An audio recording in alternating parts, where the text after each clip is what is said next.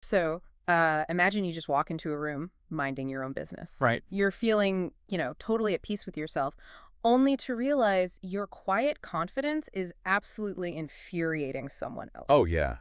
The classic room shift. Exactly. You haven't said a word, you haven't challenged a single person, yet the temperature suddenly drops and you find yourself the target of this completely illogical hostility. It's wildly disorienting when it happens. It really is. And if you have ever felt like you were losing your mind in a situation like that, today's deep dive is absolutely for you. Because it's not in your head. It's a very real dynamic. Right.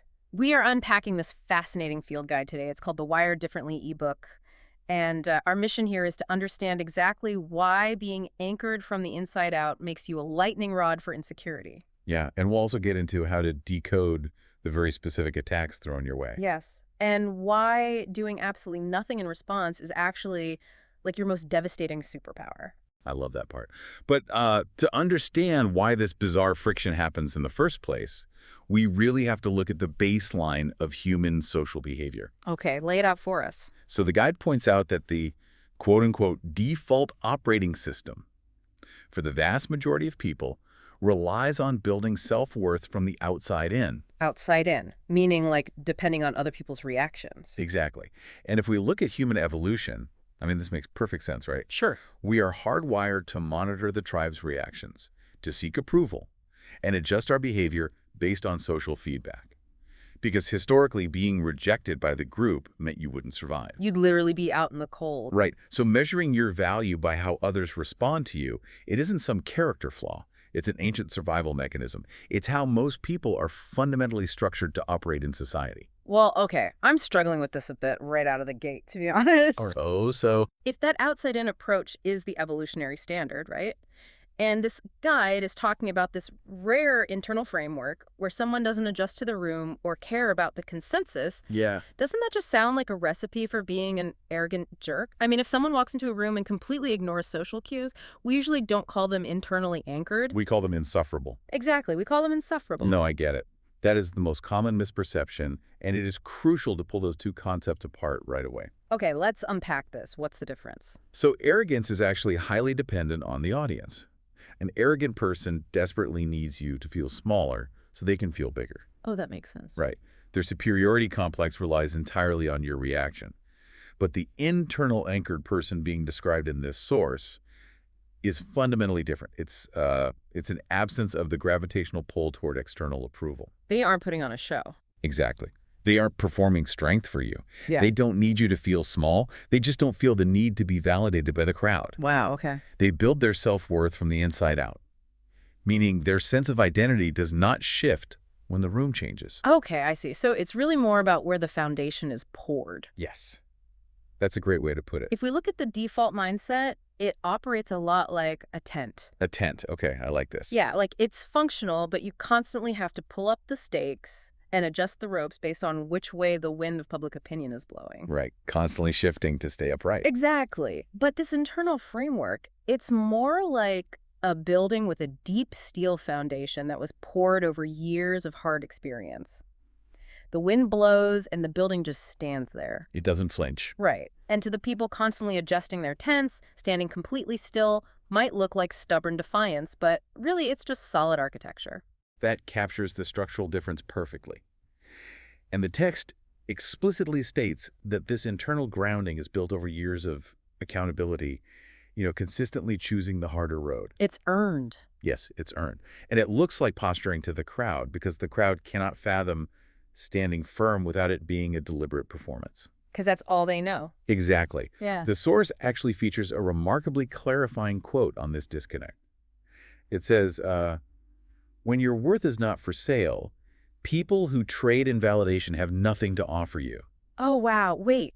When your worth is not for sale, people who trade in validation have nothing to offer you. Powerful, right? That is incredible, because if someone's entire social economy is based on trading approval and they meet someone who simply refuses to accept that currency, The whole system breaks down. yeah, the whole system just breaks down. Which is the exact catalyst for the conflict we are analyzing today.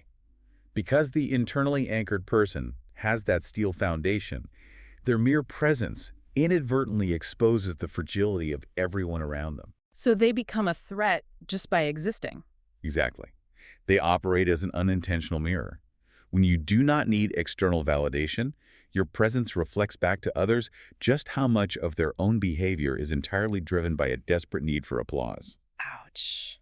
That's gotta be uncomfortable. Deeply uncomfortable.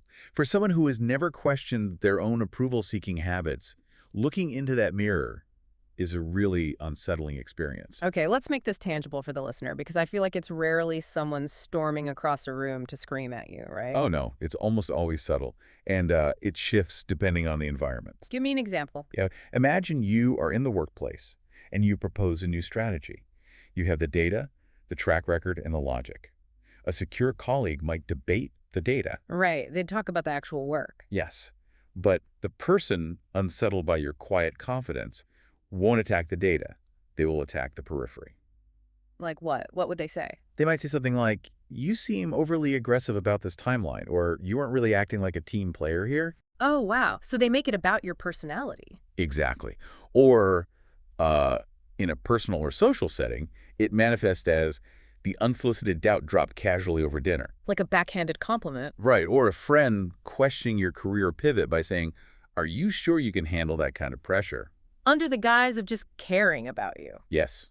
They are trying to manufacture a crack in your foundation because your stability is making them uncomfortable. You are saying they are basically tone policing your competence. Yes. If we connect this to the bigger picture, the text introduces this as the concept of the unasked for measuring stick. The unasked for measuring stick. Right. By simply operating from an internal anchor, you become a living standard of independence in that room. And people profoundly resent being measured against a standard they did not consent to. And more importantly, a standard they probably know they cannot currently meet. Precisely. Okay, let me pause you and play skeptic for a second on behalf of the listener. Go for it.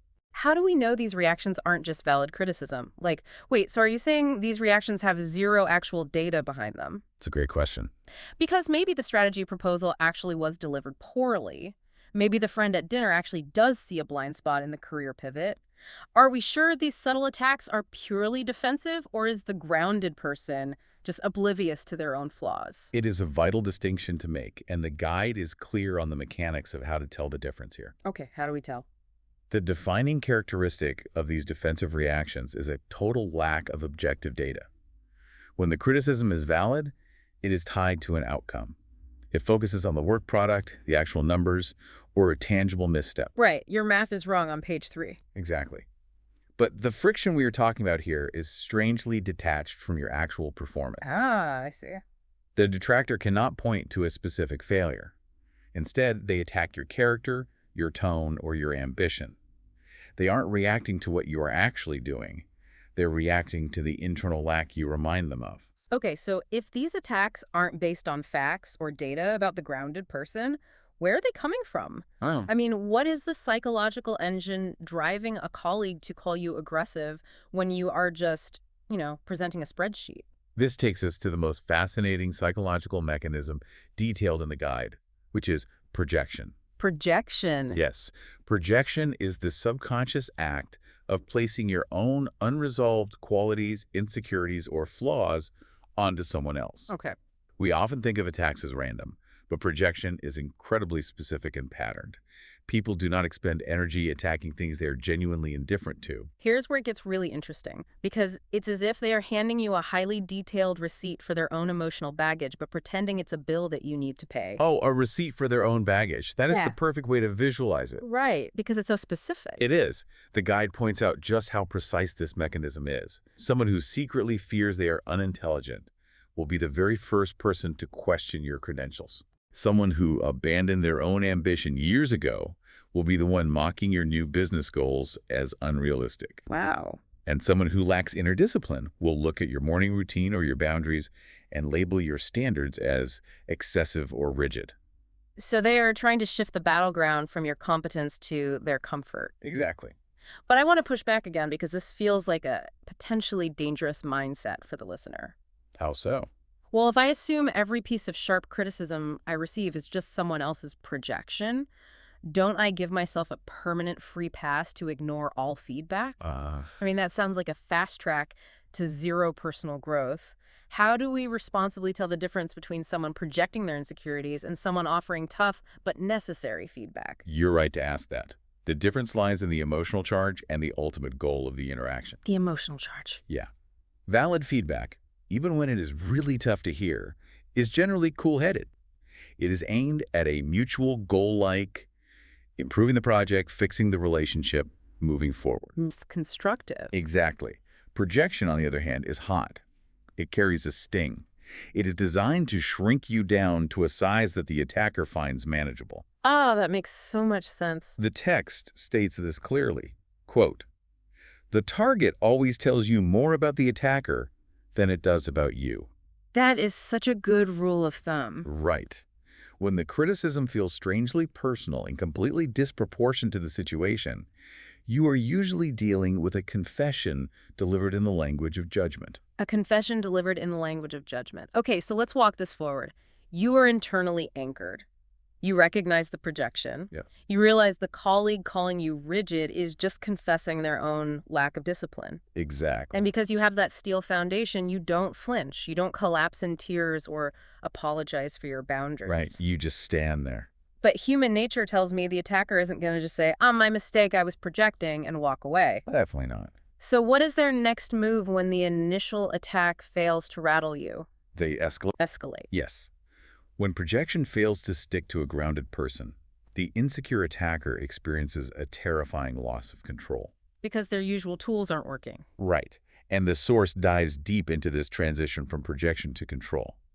When someone cannot regulate their own internal world, their emotions, their insecurities, their self-worth, they instinctively compensate by attempting to manage the people around them. Oh. So the undermining, the social pressure, the micromanaging of your tone, those are all tools of external management meant to soothe their internal chaos. And when you don't respond to those tools, when you don't adjust your identity to relieve their anxiety, the frustration must be immense for them. It creates a frantic, desperate energy.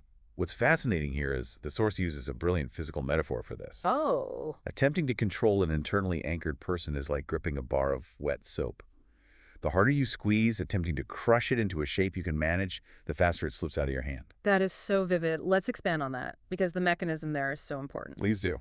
It's kind of like someone trying to start a fire by striking a match against a wet rock.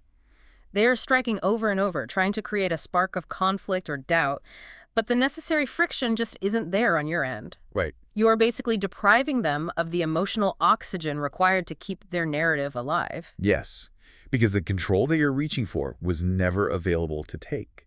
The harder they strike the match, the more clearly you demonstrate that the game they are playing simply does not apply to you. They're playing a game by themselves. Exactly. And watching someone completely opt out of your psychological game is the most destabilizing thing a controller can witness. Practically speaking, though, how do you handle that? I mean, this is probably the most pressing question for the listener. Sure. If someone is actively trying to undermine your reputation at work or dropping subtle poison in your social circle, the overwhelming human instinct is to jump in and defend yourself. Of course it is. You want to clear your name, correct the record, and show everyone they are wrong. Do they fight back? Do you defend your reputation? Following that instinct is exactly what the attacker wants, because defending yourself means you are playing their game. You're stepping onto their battlefield. Exactly. It proves they have affected you. So the guide reveals a much more devastating response. Which is? Grounded silence. Grounded silence. Okay, explain that. This is not passive silence, where you are biting your tongue, turning red, and silently seething. Right, because they can still read that. Yes, that still gives them the energy they want. Grounded silence is the absolute composure of someone who heard the comment, understood the exact psychological mechanism behind it, and actively chose not to give the attack the reaction it was engineered to produce. But wait, if you stay silent in a meeting while someone questions your teamwork, doesn't the rest of the room assume you're guilty? It's a common fear. Right. If you don't defend yourself, haven't they just won the narrative? Actually, no. Defending yourself against an irrational attack actually lends credibility to the attack. Shouting, "I am a team player," only makes you look defensive and unstable. Oh, that's true. It validates the premise of their attack. Exactly. Grounded silence is a calm, steady look that simply says, "Are you done?" It forces the attacker's frantic, unprovoked energy into the spotlight. It leaves them hanging out to dry. Completely. The intended wound simply doesn't land. The attacker is left holding a live emotional grenade, And because you haven't given them any of your energy, the room usually turns and looks at them, wondering why they're acting so erratically. It stars their toolkit. Yes. It shows that external noise no longer has automatic access to your emotional state. Precisely. You are operating on a frequency they cannot reach. And that non-reaction communicates absolute mastery. To someone whose entire sense of power depends on manipulating your emotions, your silence is a massive threat because it renders their social tools utterly useless. Which highlights a profound tragedy that the text explores toward the end. Because if we zoom out, what should be happening when these two operating systems collide? What do you mean? Like, instead of attacking and trying to control the grounded person, if someone is frantic and constantly seeking approval, and they encounter someone with a steel foundation who remains completely unbothered under pressure, that shouldn't be a threat. Oh, I see what you mean. That should be aspirational. Watching a grounded person navigate conflict is like a free masterclass in emotional regulation. It is a master class, but the students are too busy trying to sabotage the teacher to take any notes. Such a waste. It really is. This raises an important question from the text. Why do people attack the very qualities they should be studying? Right. Why not just learn from them? It comes down to the prerequisites for inspiration. To be genuinely inspired by someone, you must possess humility. You have to admit that the other person has achieved a state of peace or competence that you currently lack. That requires vulnerability. Exactly. And humility requires self-awareness. But projection, the attacker's primary defense, is a mechanism designed specifically to block self-awareness. You cannot learn from the mirror if you are throwing stones at it. So the threat response just overtakes the learning opportunity. Every time. I want to speak directly to you, the listener, right now, to point out the true tragedy highlighted in the text. Because the people doing the projecting, the micromanaging, the striking the match against the wet rock, they rarely pay the ultimate price for their behavior. No, they don't. They usually just wander off to find a more compliant target. The heartbreaking reality is that the attacker never pays the cost. Only the person who believed the manufactured doubt does. It is a profound waste. It's awful. The tragedy is when someone with real potential lets the insecure projections of a colleague or a family member become the permanent ceiling on what they pursue. Yes, when you internalize someone else's confession of limitation as an accurate assessment of your own capability, you shrink your entire existence just to make them feel more comfortable. So what does this all mean for you moving forward? Let's distill the core takeaways of this deep dive. Good idea. If you encounter this friction in your life, if you recognize this internal framework in yourself, and you have been dealing with bizarre, illogical friction from the people around you, you need to internalize this. You are not the problem. You really are. Your wiring is just uncommon. And it naturally triggers people who rely entirely on external reinforcement. Do not shrink to fit into rooms designed for smaller versions of people. That's spot on. And the source leaves us with one final liberating mandate here. What's that? Your only work is to keep your internal architecture intact. You are not obligated to fix the critics, cure the projectors, or soothe the controllers. Not your job. Not your job. Ella. Let the reactions land and roll off your steel foundation without leaving a dent. Yeah. The critics will project, the controllers will reach, and the wet soap will keep slipping. That is not a failure of the system. That is the point. Keep building your life. The rest is simply noise. The rest is simply noise. I love that. But before we wrap up, I want to leave you with one final, slightly uncomfortable thought to mull over on your own. Oh, here we go. We've spent this whole deep dive talking about how to handle the people who are projecting their insecurities onto you. But turn that mirror around for a second. Always the hardest part. It is. Because if highly specific criticism is always a confession, look at the things you most harshly, and perhaps unfairly, criticize in others. What unresolved wound of yours is your own judgment secretly confessing?